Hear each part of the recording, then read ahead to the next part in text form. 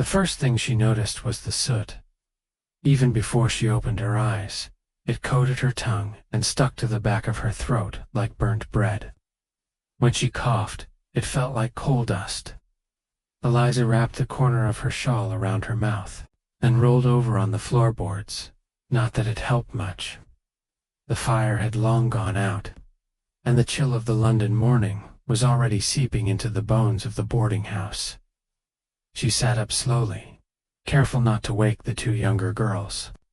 Curled up beside her, her stomach rumbled. 3 days now, with nothing but bread crusts and the sour broth old Winnie passed off as stew.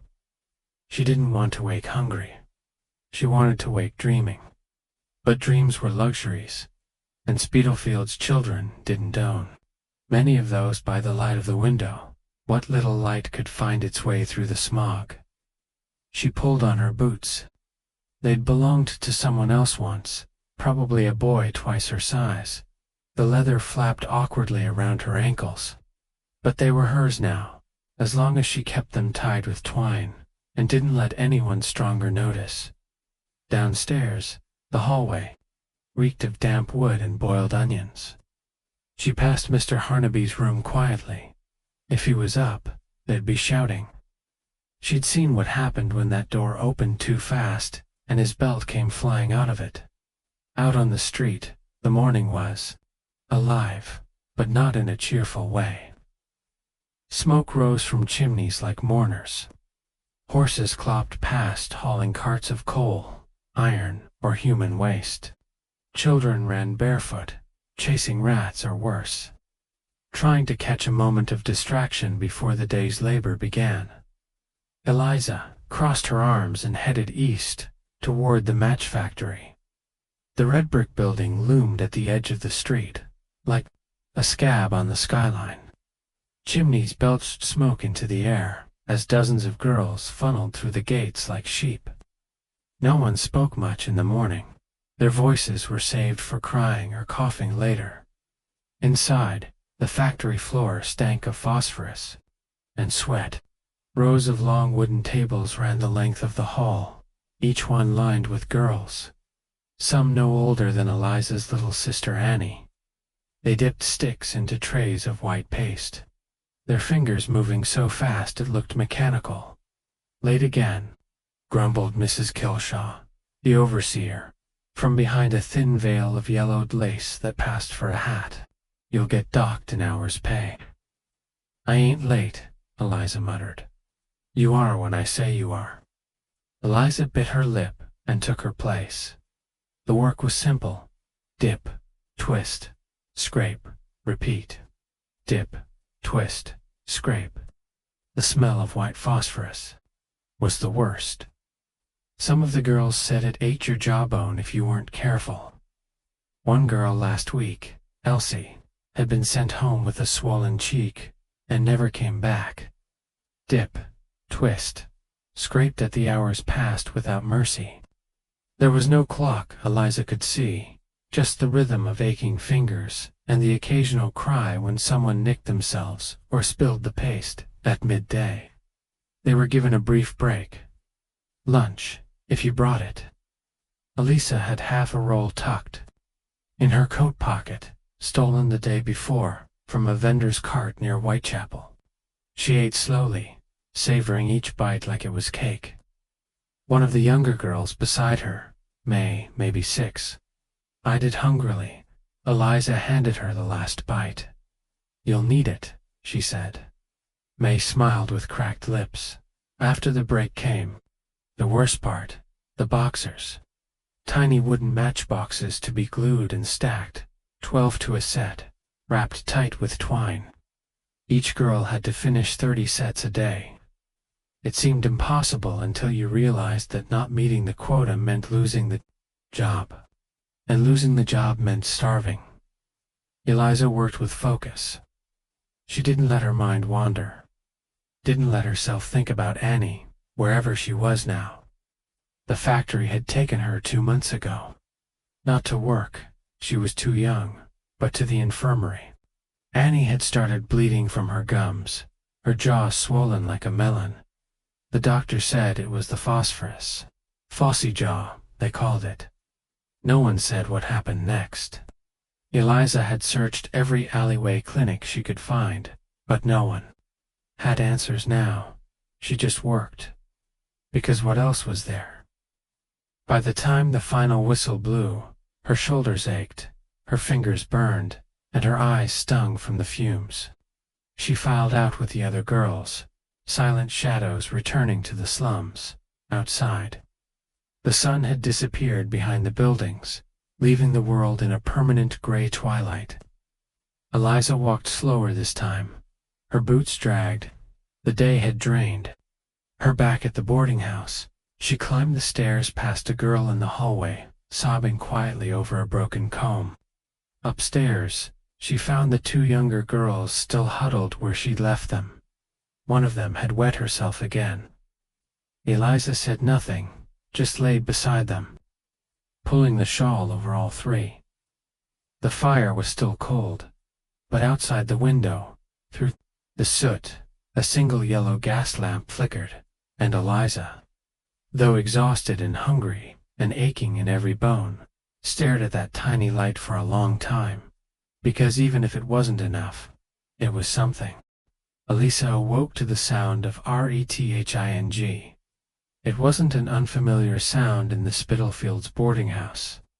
Children coughed through the night, men wheezed out what little was left of their lungs, and the ancient wooden frame of the building itself creaked like it had a soul in torment. But this was different. It was wet, urgent. She turned her head. The girl beside her, Lottie, the quiet one who barely spoke, was curled over a tin pail, her body shaking violently. The third girl, May, was crying, pressing her face into Eliza's side. "Eliza," she whimpered, "is Lottie dying?" Eliza didn't answer right away. The stench was sharp and metallic, bile and blood. She moved to Lottie's side, brushing the girl's matted hair back. Her face was pale, eyes glassy. Her breath stuttered in her throat. "She's just sick," Eliza said, more to herself than to May. She'd be fine, but she wasn't sure. "Phossy jaw." That's what the factory girls whispered when the symptoms began. First it was a toothache that never healed. Then the gums swelled, the skin broke open, and the rot set in. It had taken Elsie, then Annie. Elisa reached into her coat for the last of her bread crust, soaked it in water, and tried to coax Lottie to eat, but the girl turned away. "We need help," she said aloud. But where did help live, in London? She wrapped Lottie in the shawl and climbed downstairs. The hallway was still and cold. Somewhere, a rat skittered under a floorboard. Eliza passed the parlor, where a man was passed out drunk on a faded velvet couch, and reached the main door outside. The city was waking up slowly if it ever slept. Chimney smoke curled into the cold air. Milk carts rumbled past, and thin children in rag boots hawked kindling and rags on the street corners. She needed a doctor, but the nearest infirmary would turn them away without coin.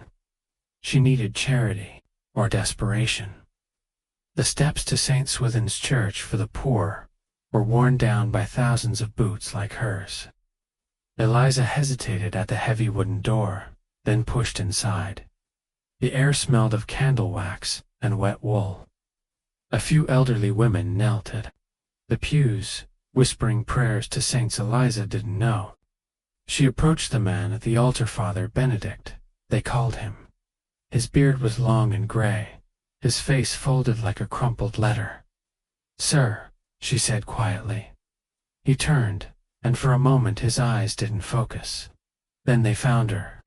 "My child, are you hungry?" "Yes, but not for me," she said. "It's my friend, Lottie. She's ill. I think it's from the factory." The priest sighed and rubbed his temples. "Is she working with the white phosphorus?" Eliza nodded. "She needs a doctor. She needs someone to care, sir, please." Benedict led her to the rectory, where he fetched a woman named Sister Agnes. Her hands were rough, and her eyes sharp like a hawk's. She filled a basket with salve, cloth, and broth. "Take me to her," she said. Back at the boarding house, May watched over Lottie with silent terror. The sister knelt, examined Lottie's mouth, and frowned. "She need to come to the parish infirmary. She can't stay here." "She can't walk," Elisa said. "She won't have to. I'll send a cart." "Will they take her in?" "I'll make sure of it," Agnes said, standing.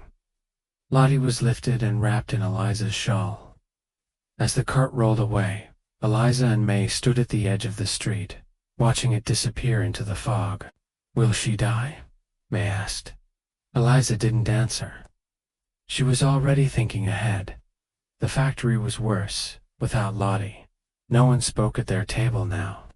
May had taken to crying during breaks, though she tried to hide it. Eliza kept her eyes down and her fingers moving. Mrs. Kilshaw noticed. "Your little friend won't be coming back," she said. "Rotten jaw. They all go that way if they don't keep clean." "She was clean," Eliza snapped, before she could stop herself. Kilshaw smirked. Maybe her mouth wasn't the only dirty thing about her. Eliza's stomach turned, but she said nothing more.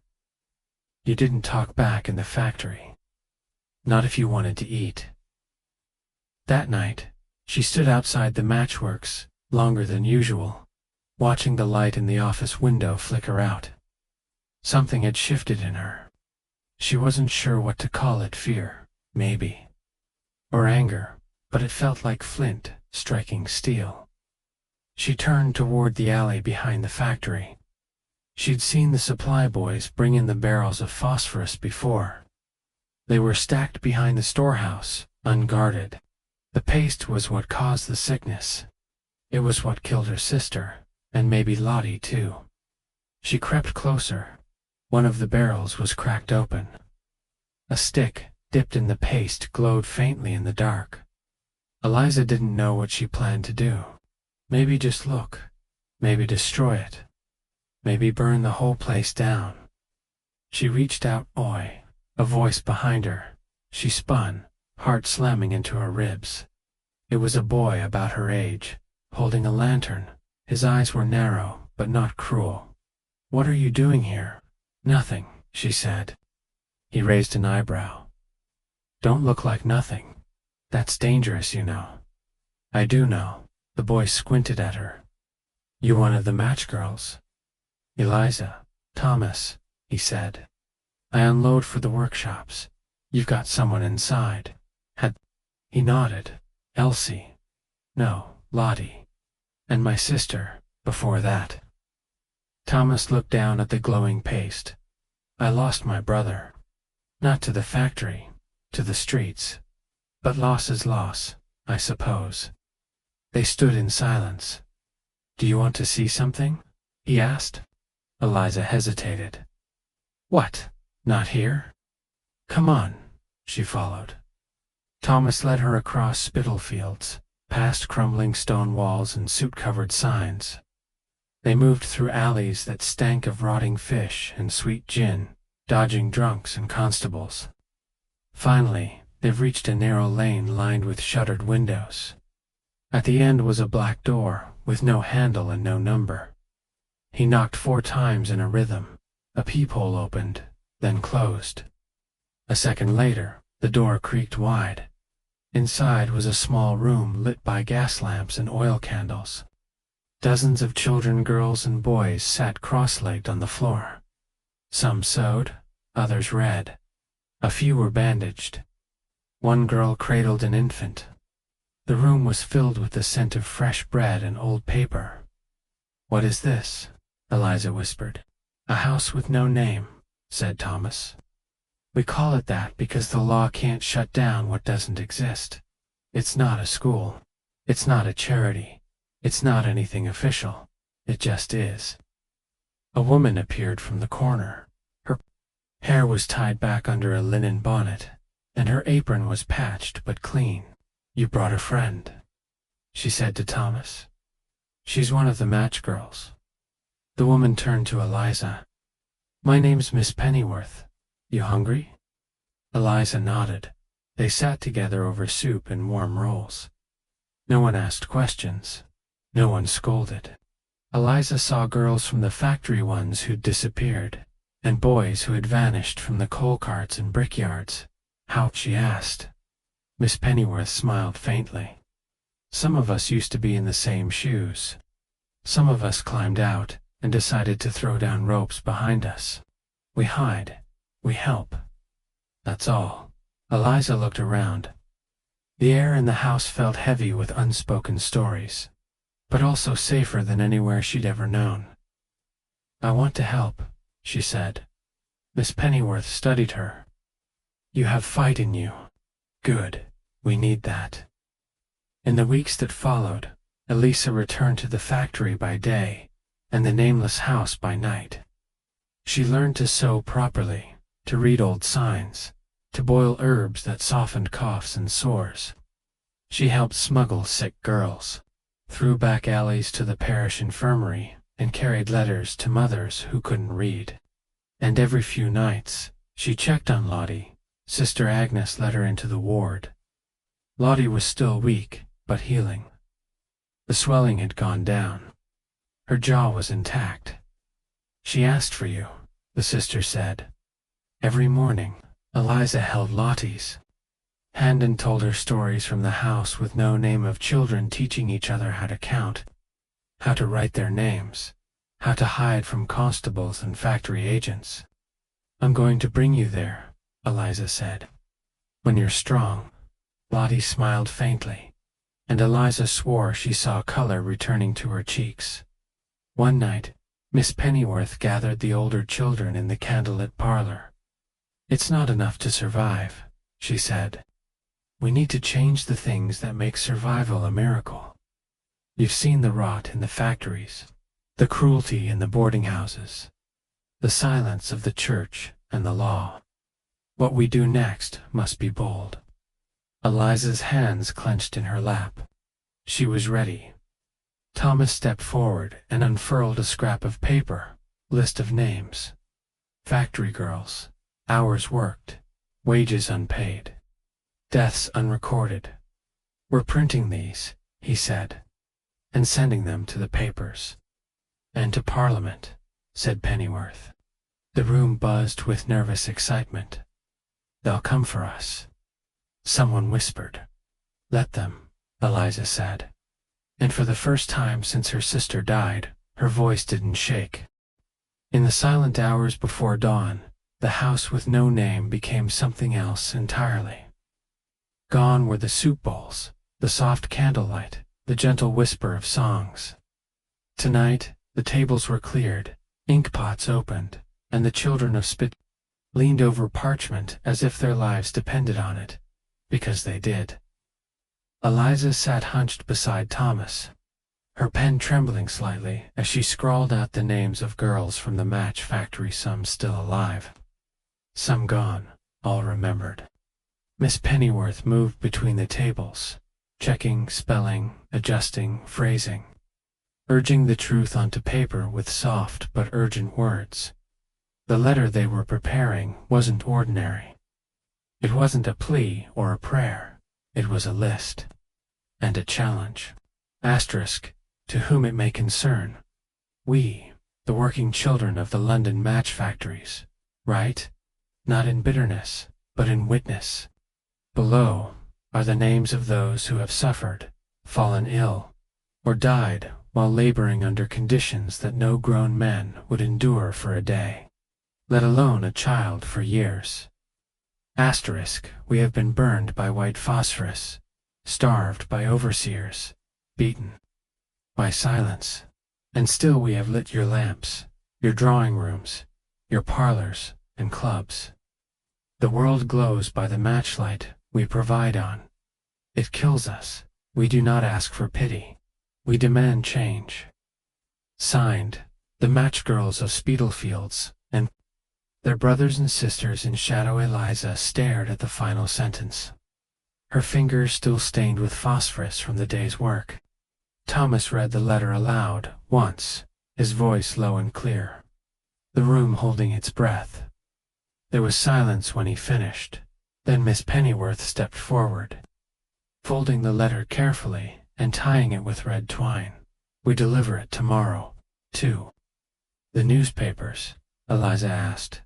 "And to the doorsteps of Parliament," Miss Pennyworth replied, "with a stack of printed copies and the names of every factory owner we can name." Thomas added, "We're not just telling stories. We're starting a fire." By mid-morning, Eliza returned to the factory floor like a ghost. Mrs. Kilshaw eyed her with suspicion. "You've been running about again." "I have," Eliza said simply. "Girls like you get ideas and end up in the gutter, or worse." "Girls like me already live in the gutter," Eliza replied. "We just don't plan to stay there." Kilshaw said nothing, but her jaw tightened like iron. The air was different that day. Eliza felt it in the way the girls whispered during their break, how the boys glanced at one another before lowering their heads. Word was spreading. At lunch, Thomas passed by her table under the guise of fetching barrels. "They've printed the letters," he murmured as he passed. 1,000 copies. "By tomorrow morning, London will be reading them over tea." Eliza smiled faintly. The fire had been lit that night. The city changed. Stacks of paper appeared on stoops across the East End, on the steps of churches and charity. Offices slipped into the doors of city council buildings, crumpled into the coat pockets of sleeping constables. One was even tossed into the vestibule of the Morning Chronicle. Within 2 days, the headline blared in bold print: "Children of Flame, Match Girls of Spitalfields, Speak Out." The public response was not immediate, but it was loud at first.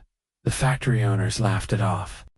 "Street brats and orphans," one said to the Evening Standard. "They wouldn't know a wage slip from a washcloth." But others took notice. Clergy began sermonizing about moral decay. A few politicians took cautious interest especially. When it became clear how many readers sympathized with the children, and then came the pamphlet, another anonymous letter, this time more detailed, with names, specifics, wages unpaid, rooms overcrowded, girls with phossy jaw, dead by 16. It shocked London society, not because they didn't know, but because the children had said it themselves. That same night, the overseer at Eliza's factory Mrs. Kilshaw stormed into the dormitory floor with a red-faced inspector. "All girls to the main yard," she roared. Now, dozens of matched girls, half asleep, half starved, lined up in the brick courtyard. The inspector paced slowly in front of them, face unreadable. "We have reason to believe some of you have been spreading dangerous lies," he said. "Not lies," Eliza said clearly. Every head turned. The inspector squinted at her. "Name, Eliza Darnell. Factory number, 1617. Do you deny that you wrote the letter?" "I helped." "So did others." Kilshaw stepped forward. "I want her out. Fired. Banned from the district." The inspector hesitated. He looked back at the girls, 30 of them, maybe more, all thin, quiet, pale, some barefoot, some shaking. "Let her go," he said. "But let her leave quietly." That night, Eliza returned to the house with no name not broken, but more certain than ever. Thomas met her in the doorway. "You're out." "Yes." "Then, you're safe now," she said. "Now I'm free." In the weeks that followed, more girls joined the movement. Some were fired, yes, but others refused to leave, using the threat of testimony to protect themselves. The match girls formed secret unions, their numbers swelling. Miss Pennyworth's parlor became a planning room, and her attic a safe house, and yet the response was not all sympathy. One evening, As Elisa walked May to the infirmary to visit Lottie, she noticed something strange. A man well-dressed, with a copper pin on his coat, was watching them from across the road. He didn't move, just stood there. When they turned a corner, he followed. Eliza quickened her pace. May clung to her side. By the time they reached the side alley near the infirmary, the man was gone.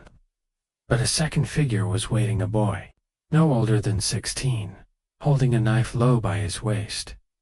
"You, the girl that runs with Pennyworth?" he asked. Eliza stepped in front of May. "What of it?" "You best stop poking your nose in papers that don't belong to you."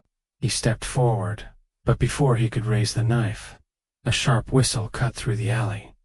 Thomas. He appeared from the shadows like smoke, a broken broom handle in his hand. "I wouldn't," he said. The boy with the knife cursed, then darted. Away into the dark, Thomas dropped the broom. "You all right?" Eliza's voice shook. "That was no thief. That was a message." By the end of the month, 3 factories had agreed to replace white phosphorus with the safer red variety. It was more expensive, but it didn't rot your jaw. Miss Pennyworth called it a victory. "One factory at a time," she said. "That's how empires fall, pebble by pebble." But it wasn't enough. Not yet.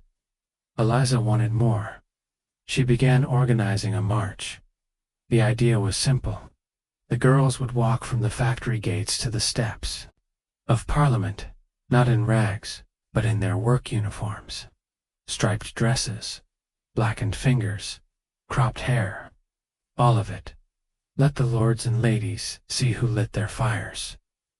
"No signs," she said. "No chance, just silence. Silence will scare them more." Miss Pennyworth helped prepare petitions. Thomas wrote copies. Even Sister Agnes agreed to come, walking alongside them in her gray habit. When the day came, they gathered in the early morning fog outside the Spitalfields factory. 30 girls, then 50, then over 100. Thomas handed Eliza a small brooch, tiny matchstick made of tin, dipped in red wax. "For courage," he said. She pinned it to her collar. Then she turned, took a breath, and stepped into the street. The march through London was unlike anything the city had seen. No songs, no banners, just the sound of 100 pairs of feet on cobblestone, echoing through alleyways and across market squares. Shopkeepers paused. Constables stared. Women covered their mouths. Men removed their hats. By the time they reached Parliament, the crowd had doubled, spectators joining at every block. What had begun as a children's walk became a procession of mourning and defiance. Eliza reached the foot of the marble steps and paused. A black carriage waited at the gates. A man in a top hat and frock coat stepped down.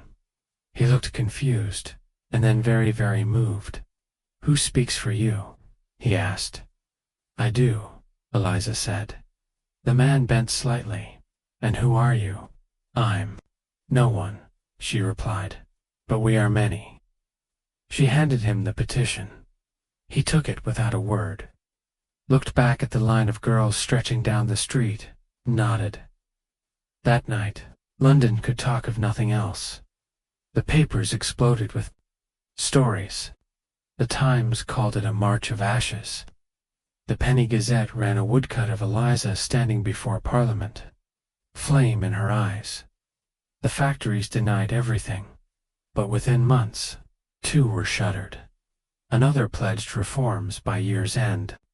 A bill was tabled in Parliament to ban white phosphorus in match production. It would take another 2 years to pass. But the first step had been lit. And Eliza Darnell once, a barefoot girl with blackened fingers, became the name whispered, in drawing rooms and boarding houses alike. But not all stories end in fame. The house with no name eventually closed. Its work done quietly. Miss Pennyworth left for the north to help miners' children.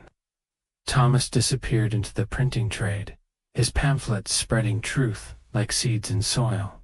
Eliza. She stayed in Spitalfields, not because she had to, but because girls still arrived. At the factory gates, still coughed in their sleep, still cried when separated from their sisters. She became their guardian, their fire starter, their reminder that no one lit the world without cost. And every year, on the day of the march, she wore the tiny tin matchstick brooch, not for herself, but for those still burning. By the spring of 1889, the match girls were no longer silent shadows. Their footsteps echoed in factory yards and back alleys, in charity halls and beneath gaslit taverns. Newspapers printed their names. Preachers spoke of their cause. A member of Parliament, Sir Edmund Harrowhead, even invited Eliza to speak to a committee on labor conditions for juveniles. She hadn't gone, not because she wasn't grateful, but because she didn't trust rooms with polished tables and polished men. Change, real change, didn't come from drawing rooms. It came from splinters and sore backs and calloused fingers. From sleeping 5 to a bed and watching sisters waste, away from glowing poison. From girls like Lottie, who still hadn't come back. But something had begun. And now, that something needed fire. It started with a whisper. Then a note slipped under the door of the house with no name. East Shore Wharf. 2 nights from now. The Irish dockers plan to strike. They want help from the girls. Miss Pennyworth read it aloud in the candlelit kitchen. Eliza, Thomas, and a few of the older match girls sat around her, heads bent low. The dockers, Thomas frowned. They'll have constables on every corner. They're angry, said Pennyworth, and desperate. They'll be called anarchists. They'll be called worse. Eliza stirred her tea slowly. But they're right. Silence, then. They want us to speak, she asked. Miss Pennyworth hesitated. They want to know if we'll walk with them. Eliza looked up. Then we walk. The East Shore docks, where the lungs of London, lunged. Bone-cracked men hauled goods from ships to rail carts under the constant groan of pulleys and the shouts of overseers. They worked 12-hour shifts, rain or shine, for pennies. If you got sick, you were gone. If you got hurt, you were replaced. On the appointed night, Eliza Thomas and 6 others crept past the fish market under cover of fog. The streets were thick with steam from the river and smoke from the coal fires. They found the dockers in a ruined warehouse near the wharf, sitting on crates and sacks of grain. Most were Irish, with gaunt cheeks and hungry eyes.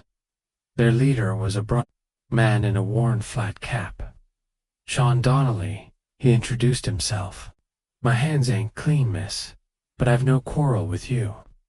Nor I with you, said Eliza. You're the girl from the march. I am. I read your letter out loud in the pub last week. Made half the men cry. Eliza didn't know what to say. No one had ever said that before. Sean leaned forward. We're planning a walkout, a week from now. We want you to walk beside us. You think they'll care more if there are children marching? I think they'll listen if the fire comes from more than one place. Eliza nodded. Then we'll be there. They trained for days, not with weapons or tools, but with songs. Miss Pennyworth taught them old Irish protest hymns. Simple tunes, with words that crawled under your skin and stayed. They printed pamphlets on cheap pressboard. Thomas painted signs. We carry London on our shoulders. Fire feeds the empire. We feed the fire. They practiced their speech every evening, standing on a crate with Lottie, watching quietly from the side. Lottie had returned from the infirmary with a scar on her jaw and a new sharpness in her voice. I'll say it, if you can't. she whispered once. I can, May replied softly, but not alone. On the day of the strike, the city felt like it was holding its breath. Whispers spread like smoke through the neighborhoods. The match girls are marching again. The dockers are refusing their shifts. Someone saw a policeman locking up a bread cart on Shadowless. By noon, over 1,000 people had gathered near the wharf. The men stood first, shirts rolled to their elbows, caps tight, shoulders squared. The match girls came next to Liza in front, her tin matchstick brooch pinned high. They didn't shout, they sang, one clear voice, then many, lo the flame, and lo the coin, but still we strike, and still we join. We carry cinders in our lungs. The matchstick burns, the bell has rung. The words weren't just music, they were warning, within the hour. Constables closed in, lines of them batons in hand, faces tight with the panic of losing control. They barked orders, shouted threats. Then came the horses. They'll ride into the crowd, Thomas muttered. They'll scatter us. No, said Eliza. They want us to run. What do? We don't run. The horsemen advanced. Someone screamed, but the dockers linked arms. The match girls stood behind them, elbows locked. Eliza took May's hand, then Lottie's, and they sang. It wasn't a shout or a piety. It was something older, a thread pulled through centuries of hunger and heat. It cut through the clatter of hooves like light through mist. The horses slowed, then stopped. One of the constables dismounted, looked at the girls, then at the children on the sides, watching. He backed away. Others followed. And just like that, the charge that had been planned was unmade by a song by nightfall. The London papers had the story. March at the docks, match. Girls sing with strikers. Police withdraw after children join protest. Our London's poor finally united. The dockers won small concessions. Extra pay on holidays. Safer shifts. Bread vouchers. It wasn't enough. But it was something. Back at the house with no name, Miss Pennyworth passed around a chipped bottle of cider and mugs made from old jam jars. To the marchers, she said. To the fire, Eliza replied. They drank then. For the first time in months, they danced. May played spoons. Lottie clapped. Thomas pulled Eliza into a two-step that had them both laughing harder than they had since they were children. And for a moment, just a moment, it felt like the world could change. But not all stories hold their warmth. The house with no name was discovered the following week. A child betrayed them, not out of malice, but hunger. A promise of meat pie and a warm bed from a constable in plain clothes. The address, handed over in exchange for dinner. Eliza returned from delivering herbs to the infirmary to find the house ransacked, the windows smashed, the hearth overturned, papers burned, children gone. Not all of them, but enough. May and Lottie were hiding in the coal cellar. Thomas had run, trying to draw the officers away. Miss Pennyworth had stayed. She was gone now. They scattered that night. The girls vanished into the alleys and empty chapels. Some hid in old steeples. Others in abandoned tenements with bricked-up windows. Eliza and Thomas met at the chapel ruins near Whitechapel Lane. They've taken Pennyworth, Eliza whispered. No. They'll arrest her. She knew they might. She always did. Eliza stared at the broken altar, remembering the way Miss Pennyworth had stood in the parlor. Hands on her hips, demanding the truth from liars and loyalty from the lost. I won't let it end like this, Eliza said. It won't, said Thomas. Not if we carry it. And they did. For weeks, Eliza moved between safe houses, leaving chalk marks on alley walls and corners of bakery signs to tell the others where to meet. They regrouped in the crypt beneath St. Jude's, abandoned, damp, but hidden. There they rebuilt, they wrote again, spoke again, sang again. Miss Pennyworth's name was written on every pamphlet they smuggled, and every time they distributed copies outside factories or dock gates, the papers reprinted them. The Illustrated London News featured a new engraving, Children in Shadow, handing folded leaflets to women in corsets and men in top hats. Beneath it, the caption, "The house with no name endures." One morning, a letter arrived at the infirmary. Eliza opened it with trembling hands. "Miss Darnell, I am writing from Holloway Jail. Miss Pennyworth is being held on charges of incitement and conspiracy. She does not deny them. She asks only that you not give up the work. She says to tell you, fire hides beneath floorboards. Light it when you're ready. Yours, in hope, Sister Agnes." Eliza folded the letter and pressed it to her chest. "Then relight it," she said. And so they did. In the cold months that followed Miss Pennyworth's arrest, Spitalfields grew quieter but not safer. The factories began hiring replacements. Girls younger than Eliza had ever seen some no taller than the carts they pushed. The foremen grew crueler, their hands quicker to strike. Inspectors started appearing during work shifts, not to investigate the factories, but the workers. It was clear what was happening. They weren't just punishing Pennyworth. They were trying to stamp out the entire spark. And so Elisa went underground. Literally, and in name.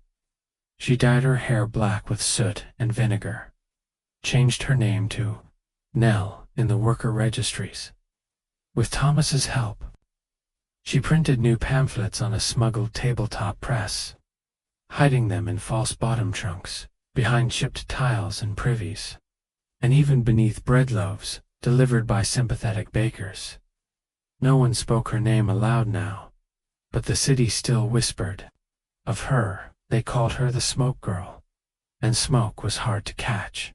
One cold Thursday, Eliza sat beside Sister Agnes in the back pews of St. Aldwyn's, hands folded over her lap, the air thick with the scent of candles and dust. She still, "In Holloway," Sister Agnes murmured, glancing around to be sure no ears leaned too close. "Any word?" Eliza asked. "She teaches literacy to the others," the nun said, a soft smile in her voice. "And she writes poems on matchbox scraps. She'd hate how romantic that sounds. She'd hate more that it worked." Eliza reached into her pocket and drew out one such scraps, muggled in by a laundry girl who cleaned prison sheets on it. Miss Pennyworth had written, "Even ash becomes soil, given time. Let them burn the house. We'll grow gardens from the soot." Eliza folded it carefully. "It's time to do something big again." Sister Agnes said nothing, but her hand gently closed over Eliza's. The plan took root in silence. Not a march. This time not a leaflet or hymn. This time they would shine light, actual light, one by one. Thomas and Eliza found the old oil lamps stashed in cupboards and crates in pawn shops, dozens of them, coated in dust and rust. They cleaned them carefully, replaced cracked glass, and filled them with cheap whale oil from the dockside. Then, late at night, they delivered them to every doorstep of every known factory owner in East London. Each lamp was lit, and each lamp carried a note, written in Eliza's careful hand. "We are the ones who lit your homes. We are the ones who died for your fires. Now we light your conscience. Sleep well under our glow in the morning." The Times called it the Night of Lamps. The owners called it terrorism, but the public called it justice. Soon after, a girl named Annie Cobb collapsed on the factory floor. She was 7. The photograph of her sickly suit covered, barefoot circulated through drawing rooms and newsrooms alike. Eliza saw it on a placard outside the Penny Herald office and stopped cold. It was a photo Thomas had taken. "I thought it would help," he said softly. "When she found him, it will," Eliza whispered. It did. A week later, Parliament announced an emergency hearing into child labor. 3 match factories were subpoenaed, and one named Darnell was listed among the potential witnesses. Eliza nearly dropped the leaflet when she saw it. "They found me." "They need you," Thomas corrected. At first, she refused. She didn't want speeches or spotlights. She didn't want to become a symbol, or worse, a distraction. But then May spoke up. "If you don't, they'll find someone who's never lived it. Someone who talks about girls like us, but never stood with one." Eliza looked at Lottie, at Thomas, at the dozens of children who now lived in the new safe house beneath the bell tower on Hanley Street, and she nodded. The committee chamber smelled of ink, sweat, and pipe smoke. Eliza sat stiffly in her second hand, dress plain gray, clean but fraying at the seams. Her brooch was hidden beneath her collar. The chairman, a jowly man with 2 bright teeth, gestured for silence. "Miss Darnell," he said, mispronouncing it slightly. "Please describe record what your duties were at the Bryant and May factory." She took a breath and began. She spoke of the match-cutting benches, the phosphorus dust, the burns on her fingers, of Lottie's jaw, of the wage deductions for lateness, of Mrs. Kilshaw and her cane, of May, and then, her voice faltering slightly, she spoke of the children who had vanished. Girls who had simply stopped showing up. No one asked. No one cared. One of the lords coughed. Another removed his spectacles and rubbed his eyes. When she finished, there was no applause, just silence. And then, "Miss Darnell," the chairman said, "do you believe the factories are intentionally harming children?" She met his eyes. "I believe they don't care whether we live or die, as long as the matches are made." The hearing was reprinted in every major paper the next day. One headline read, "The Child Who Struck Back, Testimony of Elisa Darnell Shocks Common Zen." Other read, "The Spark That Lit London." The public pressure mounted. Factory investors began pulling out. Church leaders called for moral reform. By year's end, the White Phosphorus Prohibition Act was proposed in Parliament, and this time it passed its first reading. But even in progress, there were casualties. 2 weeks later, Thomas was taken. He had gone alone to collect supplies from the press shed. In shortage, when he didn't return by nightfall, Eliza sent Lottie and May to look. They found blood near the back door, and nothing else. No note, no body, no warning. The safe house fell silent that night. Even the youngest children didn't speak. Eliza sat by the hearth, the tin matchstick brooch clutched in her palm. She didn't cry, she didn't scream, she just sat, staring into the coals. It was May who broke the silence. He knew the risk. "I should have gone with him. He wouldn't want that." "Then what would he want?" May hesitated, then pulled something from her coat. A small wax cylinder. A phonograph recording. "I found it in his coat pocket." They played it, and Thomas's voice filled the room. Asterisk, if you're hearing this, something's gone wrong. Or maybe right. I don't know anymore. What I do know is this. You were always the fire, Eliza. I was just the kindling. Don't stop. Don't turn into a statue they put on a plinth. Don't let them remember you as the match girl. Make them remember the work. Keep striking asterisk when the recording ended. Eliza didn't speak. She just stood and went to work. The final fire came. Weeks later, no one knew who set it. Some say it was an accident. Others say a worker finally snapped.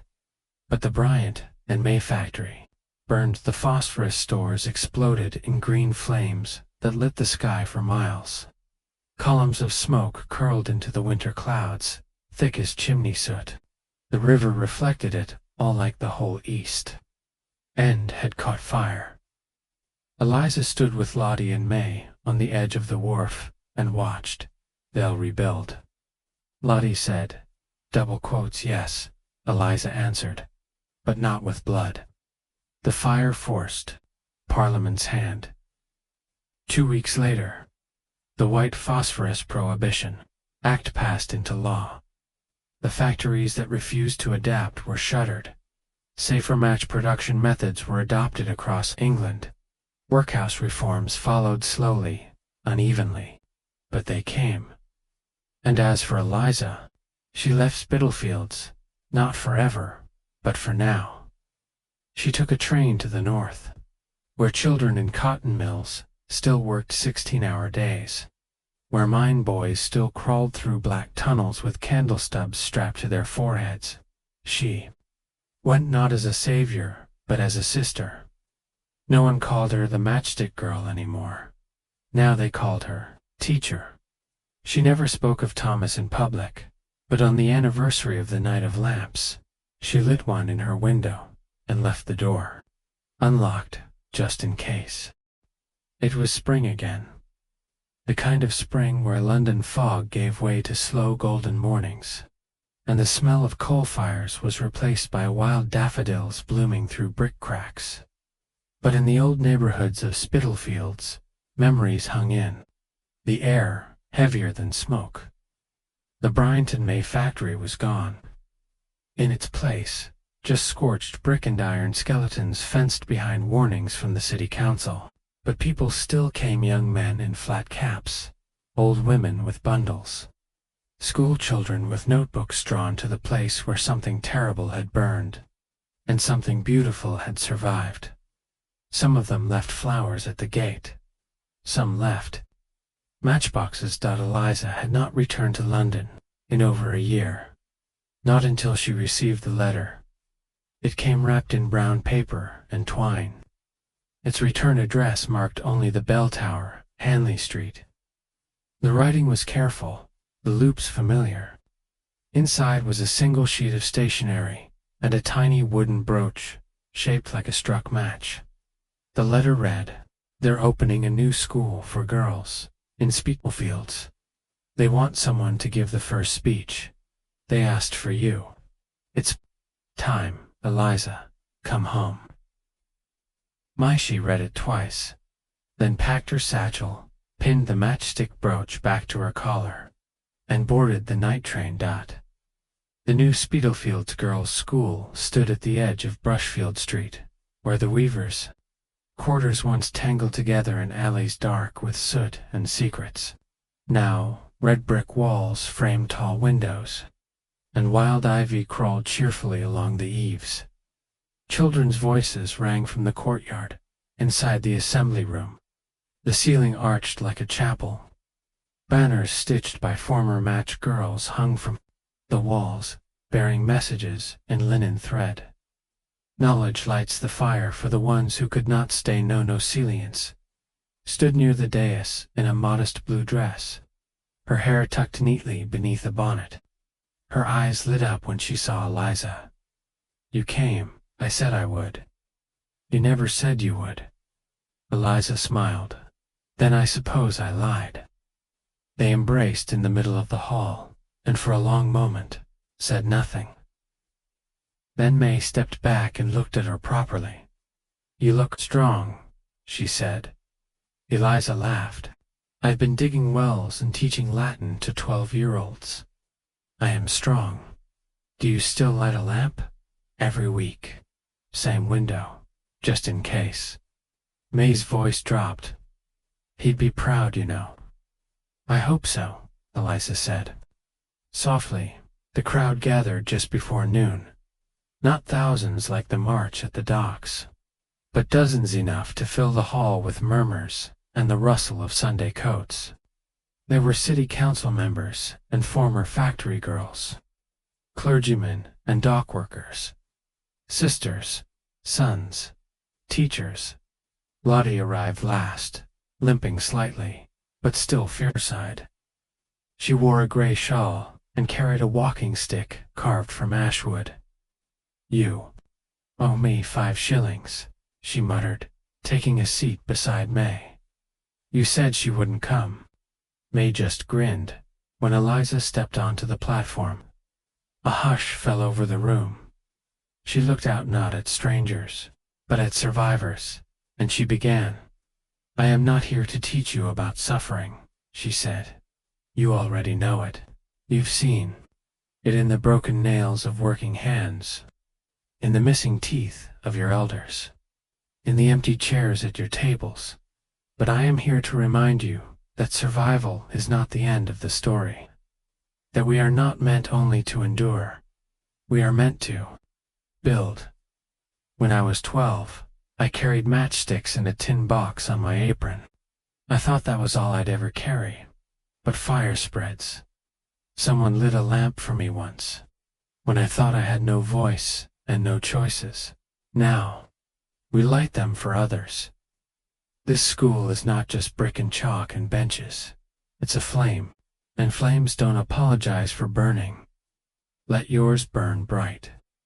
They rose when she finished, not clapping, not shouting, just rising quietly, the way people stand for something sacred, later. After the children returned to their lessons, and the guests filtered out into the flowered streets, Eliza walked the corridors of the school alone. She ran her fingers along the stone banisters, the classroom doors, the stitched banners. When she reached the final hallway, she found a door slightly ajar. It led to the school library inside. Rows of books stood like soldiers, sortily upright. Ready. A warm breeze lifted the curtains. In the corner, a small plaque hung above a reading nook. She stepped closer to read it. "The Pennyworth Room for the one who believed we were more than hands, who taught us that girls are matches, and the world, kindling." Eliza closed her eyes. Let the warmth settle into her chest. That night, she stayed in the bell tower. It had changed, fewer bunks now. More bookshelves, a little stove, a table with mismatched chairs. But the old stone walls were the same, and so was the sense that this place had held more sorrow and hope than most churches. May lit 2 candles and poured tea. "We're planning to open another branch," she said. "Bethnal Green, maybe, or Wapping. I can help." "We were hoping you'd say that." Eliza took a sip. "Lottie still speaks to the new girls like a dock captain, I see. She terrifies them into excellence." They both laughed then. May leaned forward. "Do you ever think of going back? Where? The north, or further? They say girls in Manchester are trying to unionize." Elisa thought for a moment. "I've got matches to carry here first." 3 weeks later, on a warm Thursday afternoon, a boy with a telegram cap knocked on the school door. May opened it. He handed her a sealed envelope and tipped his hat. "To the match girl," he said. She brought it to Eliza. Inside was a single sheet, folded 3 times. Eliza read it slowly, then read it again, and again. The note said, "Released yesterday. Will wait by the river gate. Dusk-P. Eliza." Didn't speak. She just set the letter down and left. She walked through the old city past the rebuilt fish market, past the Holloway tram lines, past streets where she'd once run from constables and curfews, past the ruins of memories, down by the Thames. The fog rolled in, low and silver, and there, beneath the iron arch of the river gate, a figure stood, back straight, face thinner than before, but unmistakable. Miss Pennyworth. Her hair had gone almost entirely silver. Her eyes had not. They didn't say hello. They didn't need to. Miss Pennyworth stepped forward and took Eliza's hands in her own. Fingers still ink-stained, "You've done well," she said. "You taught me how." They stood there for a long time, beneath the bridge. Then Pennyworth said, "Let's go home." And Eliza smiled. That evening, lanterns were lit along Spitalfield Street, in every window of the school, in the old tenements, in the rebuilt infirmary, tiny flames. Not for mourning, but for remembering. Not the sadness, but the strike. Not the pain, but the people. The ones who burned for justice, and refused to be ashes. EPLOGUN, 1901.